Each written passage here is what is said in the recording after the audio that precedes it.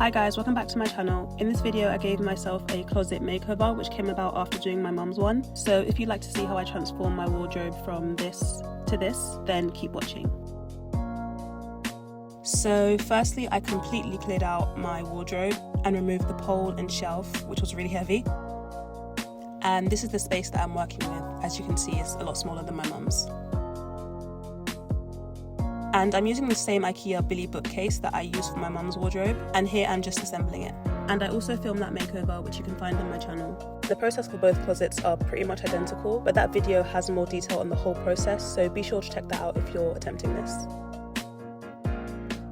So next I bought finished white wood from the DIY shop and got them cut to size for free in store, leaving about ½ centimetre off the measurement so the shelves could slot in easily.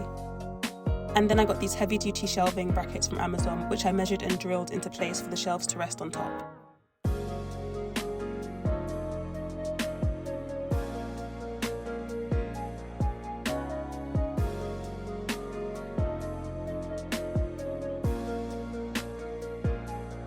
Next I had to check where I wanted the poles to be so that I can easily place and remove hangers with enough space, and also enough space for my clothes to glide on the rail without hitting the back wall. And when I found good placement for this, I just marked and drilled the poles in.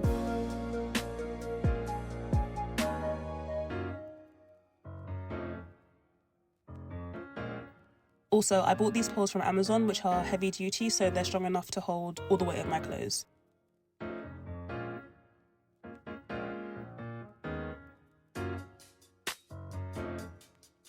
And this is how it was looking, and as you can see I have two separate spaces to separate my trousers and skirts from my tops and dresses. And next was to just put all my clothes back. So at this point I wanted something a bit more girly, I don't know, so I found these peel and stick lights on Amazon which I added to the shelves, and I think they just elevated this small space a bit more into a more like boutique look.